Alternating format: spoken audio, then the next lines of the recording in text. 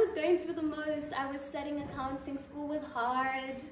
I was like, am I even gonna like cross that stage at the end of this year? Because like nothing's working out. And at this, to understand what I say today does not be something that has to hold me back like 10 years from now, but I can add on. But the important task is brand yourself as a human. Who are you from being human before you add your achievements to that?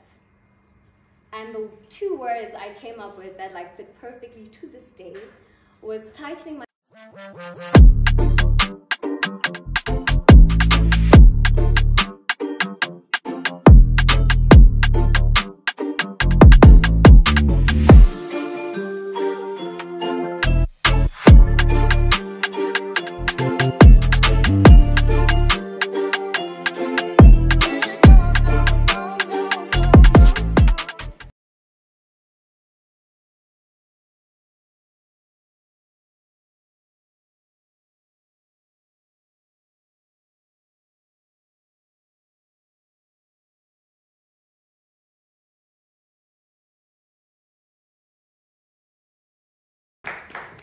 Good morning. Good morning. So just to get the formalities out the way, I'd like to thank Wits University for having me. This invite is such an honor. I think in life, especially when you're still in your 20s, because just to disclaim and get that out of the way, I'm 28. I turned 28 a month ago. So yes, I'm almost 30, but I'm still in my 20s. I think when you're in your 20s, you're trying to like, you're in survival mode half the time. And when you're in survival mode, you don't even realize how inspirational you are until people introduce you and you're like, wow, are they talking about me? And then, so I'd like to thank Wits for having me. Thank you for the honor of that introduction. And I hope to speak, so I'm Christian, so I hope what I say will be God using me to speak to you, because I did try to prepare a speech, but I couldn't put pen to paper and I wrote a whole book, so that was quite wild. But before I get into anything, I wanted to ask one question before we even dive into the topic of the day. Can at least 3 people tell me what they would define as being human? 3 volunteers?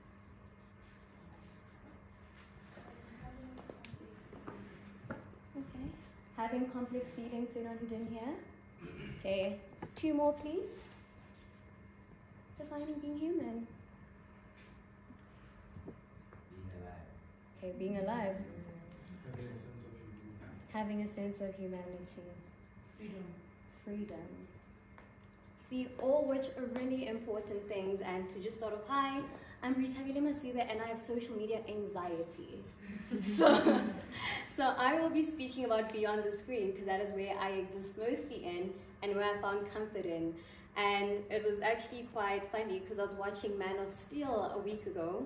And for those of you that don't know Man of Steel, it's basically the story that speaks about how Superman became Superman. And there was a part where he finally, after like landing on Earth, he finds out he's actually not from Earth. And when he found his father's conscious, he asked the father's conscious, why didn't you come with me? And they said, we couldn't, you had to go alone because there were things we had to do. But we needed to give you that opportunity to go be whatever you wanted to be. And then he also asked, like, but why did you send me to Earth? And why didn't you give me instructions when sending me to Earth? And the father responded, because you had to learn to be human first. So if Superman had to learn to be human first, why are we so afraid of being human as humans? And I think an important part when realizing the dad telling him he had to learn to be human first was how, I mean, he's always had these powers that he didn't even know about, that he had to grow into. But there was a part where, I mean, he got bullied because he didn't understand what was happening. There was a point where his powers were starting to show up, but he didn't understand what was happening. And what he had to do was learn how to control his senses. And once he controlled his emotions, which then helped him control his senses, and I suppose then, like, you know, started embodying being human fully, was he then able to enact his power. And I'd like to think that's the same for us humans. We are so afraid of, I can speak for myself, like when I was 21 in university, to be, you know, just to bring it back. I was going through the most. I was studying accounting, school was hard. I was like, am I even gonna like cross that stage at the end of this year? Because like nothing's working out. And at the same time, my friendships were falling apart. So I'm like, oh my gosh, I've worked so hard to be a good friend, and now my friendships are falling apart too. Like, what is working out? And I think when a lot is falling apart, and it normally happens around your 21, 22, I can speak from experience, you get so consumed by just trying to survive and look at the end goal, you don't actually pause and sit in what you're feeling and asking yourself, why do I feel this way? Why am I reacting this way? We go immediately onto survival mode, and then if you're not careful, you end up spending the rest of your life in survival mode. And then, I mean, you'll still achieve really great things, don't get me wrong, but then there's a difference between surviving and thriving, because surviving is when you're still like fighting for your life, but things are still going really well because you know how to fight, you're programmed to fight. But then thriving is when you can see the success and you align with what you're doing, so it feels like wings. And I think when I started my articles, which was another really hard year, so now we're like at 23, I was not having a good time at all. And I'm just like, when does this accounting thing get better? And I think, like, you know, from speaking to friends across different fields, we all think it's going to get better, not realizing the task is for us to get better with ourselves.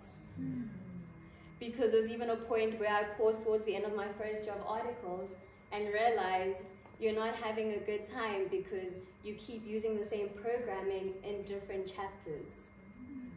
And I paused, and even a friend was like to me that year, what did you learn this year? And I was like, I've actually learned that what used to be wings in one chapter have become anchors in another. The thing is, I need to be a sail, so I do not need to be held down. So now I need to reprogram how I exist. And I think also reprogramming how I existed was realizing I need to understand who I am. And that was actually the year when work asked me to please, like, you know, write a cute little thing about myself. And I realized in that moment, oh my, is this how branding starts? Because, like, what I say today might be held against me in 5 years. Or what I'm going to hold myself to forever. And I don't want to keep rebranding. And I think there's also a difference between rebranding and adding on when you don't know any, like, you know, you always get exposed to new things about yourself with each year. So I think then I gave myself grace to understand what I say today does not be something that has to hold me back like 10 years from now, but I can add on.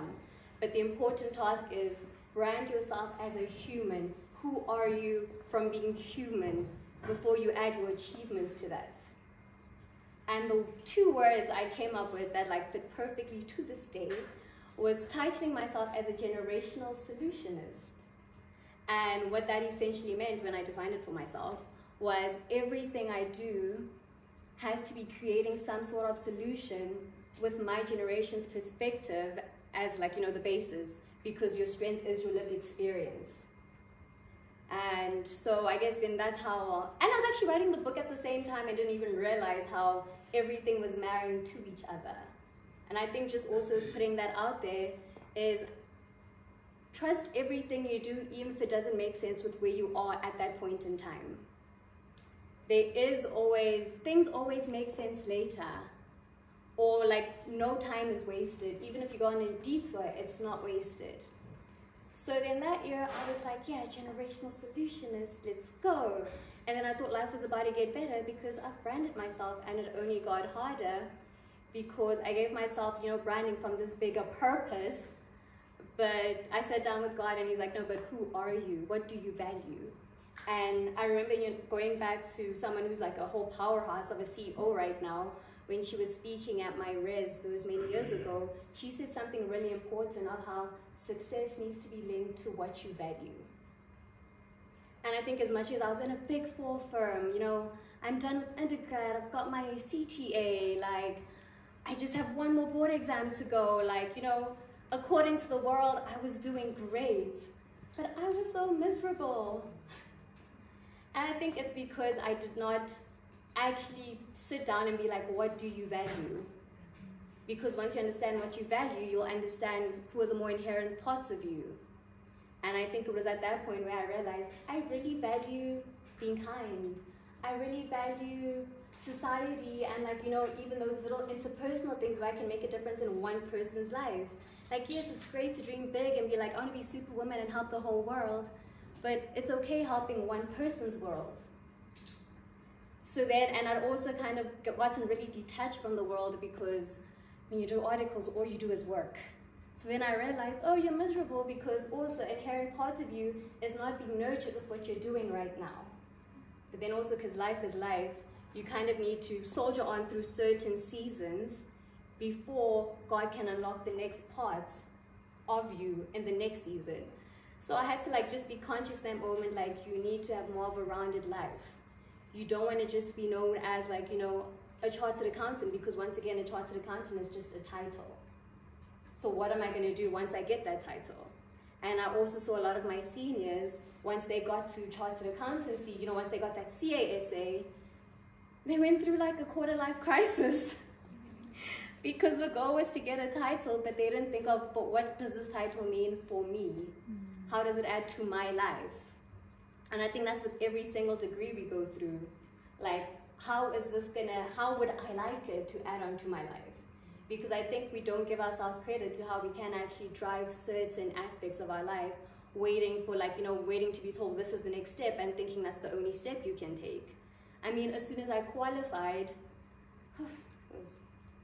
yay, got that CASA, and luckily I wasn't married to it, but I still was going through my own personal quarter life crisis of, I've spent 7 years getting this, so it doesn't make sense to like completely detach, or I've wasted 7 years of my life. But then also it's important because this is my time where I can bring myself into this equation, and I need to figure out what that's going to look like.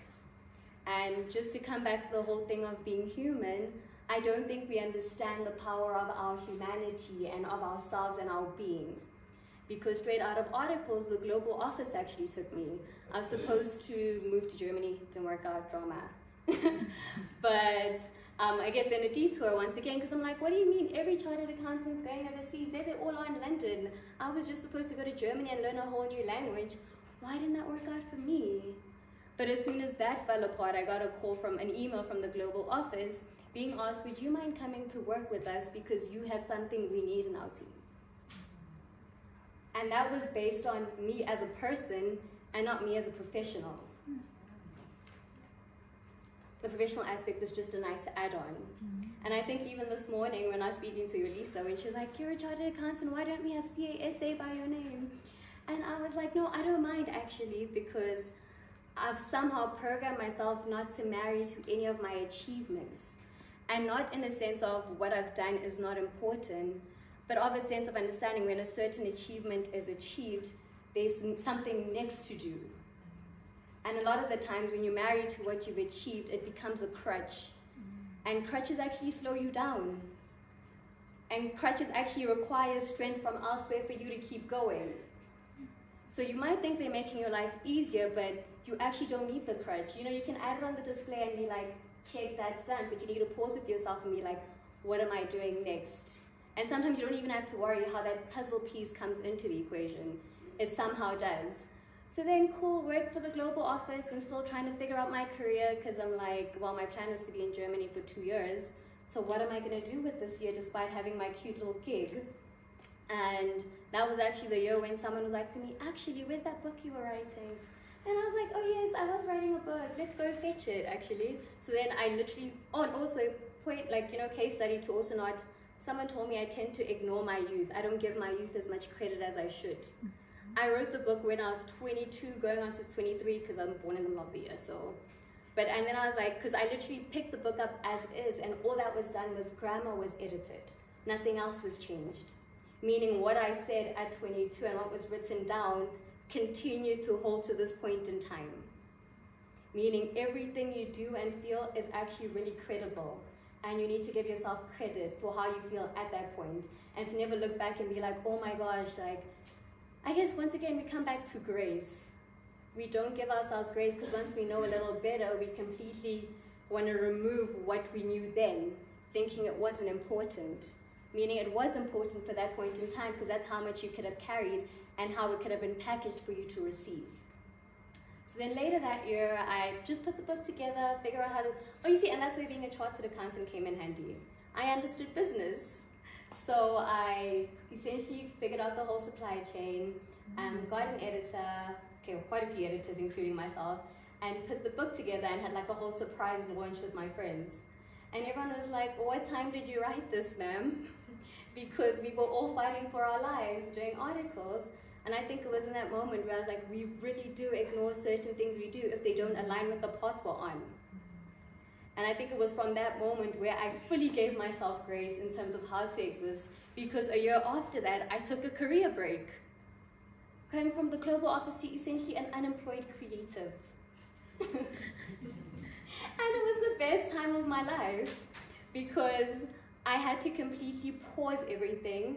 And I think also with the nature of the book, to just bring it into context, so the book is titled Daddy Issues, and it walks through the lives of 9 unrelated young women from South Africa, and it looks at how their relationships with their fathers, or lack thereof, affected how they interact with society.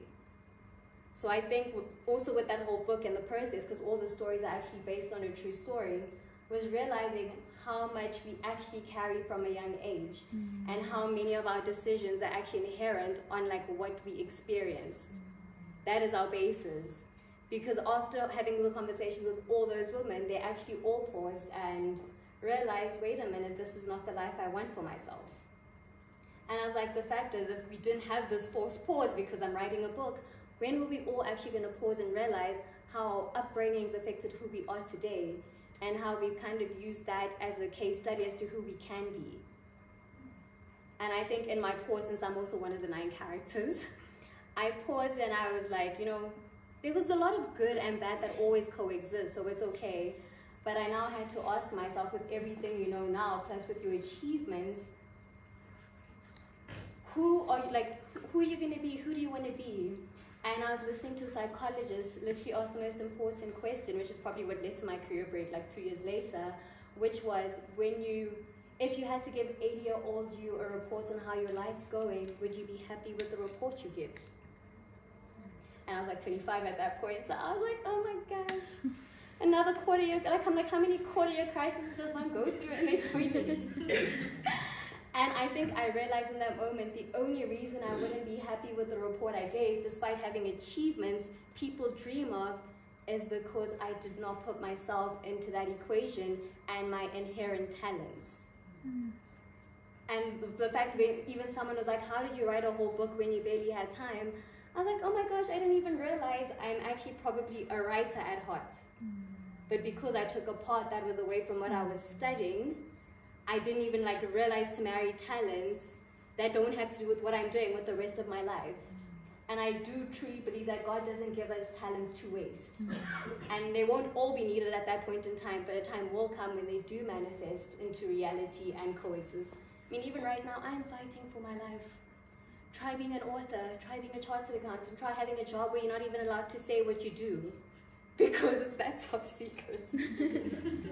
I'm still trying to get used to that, because another big part of my career was being more personable. Because I used to be quite active on LinkedIn at some point, just to try be an active case study of, oh my gosh, life's falling apart. I failed my board exam, but I'm gonna bounce back.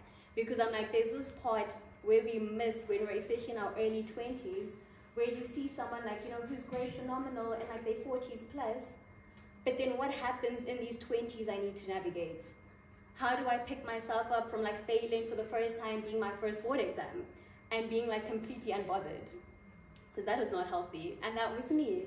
So I think I've also now, even with all of this, learned how to use failure, I'm going to just use the term failure, as God forcing, well, I use it as God forcing me to pause, and to be like, are you happy with the life you've picked? Because as much as we do say all our purposes are God ordained, there is free will. So I had to use all those moments to really pause and reflect and be like, am I happy? Because if there's going to be a time to kind of take a bit of a detour, it's right now, when everything feels like it's falling apart. So when you put things back together, at least you know how you're putting it back together instead of waiting for the world to put you together. And I think that's why I probably have social media anxiety, because it's become, I mean, if you stalk me on Instagram, I look like a model and probably travel for a living.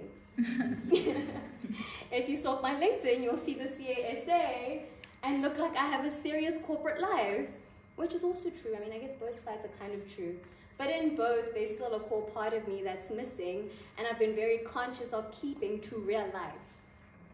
because I didn't want to also once again be so married to what I was portraying out there, I was losing who I was in real time. So I guess my message to you all is, as you navigate your academics and later your career, do not lose yourself in how everything is building together, because at the end of the day, your humanity, who you are as a human, your being is very essential and 100% aligned to what your purpose is meant to be. And an important part of what your purpose is meant to be is, when you look at yourself in the mirror, you should be able to resonate with the person you're speaking to. When you're writing when you ask for a bio and you write one down, you should resonate with who you're saying you are and be fully proud of it, not just it sounds good, but oh my gosh, yes, that sounds like someone, like, you know, this sounds like the woman of my wildest dream. And I mean, if we bring it back to today as well, being Women's Day, we all know it comes from women fighting for humanity, because they're marching to the Union building saying we need to drop this caste system, came down to them saying we need to be humans. And the beautiful thing about women, they didn't only fight for women, they said everyone. Everyone needs to be human. So I guess before I read this quote to close up, my speech that came from the heart and worked out. I just want to say an important thing I wish I knew when I was still in my early 20s is give yourself more grace. Life does not make sense for most of the time, and it will probably not make sense for the next few years. There will be moments of sense, but it's okay if it doesn't make sense, but keep moving. Because you need to move to find that next piece that kind of makes sense of this puzzle you're currently building. So and I mean, like, even like Doc said right now, if you need help, go ask for help. I mean, even with articles and the global office meeting me, it's because I wasn't getting answers I needed regarding, like, you know, systematic challenges in South Africa and how I was fighting for my life there. And I kept asking questions until I somehow got to the global vice chair. But it took moving and not being stuck and being told that's how you need to be, that's how it has to go, that is the path. And yeah, so just keep moving and give yourself grace. And in the words of Aisha, not sure who that is, but I think she wrote a poetry book called Soft Healing Growth. She said, everyone talks about showing up every single day and doing the work, but no one talks about how sometimes it takes every ounce of you to do so. Everyone tells you to keep going, but no one tells you about the courage it takes to persevere when you are this close to giving up. Everyone tells you to be gentle with yourself, but no one talks about how hard it is when your thoughts have become your worst enemy. Everyone talks about self-love, but no one mentions the inner chaos you must confront first due to all the times you were told you're not good enough and were constantly compared to others. So if you're struggling to keep up with all the external voices dictating what you should be doing right now, know that you are not weak. In fact, you're being your strongest self at this moment. Focus on taking only the step ahead of you. You've come a long way, and that means everything.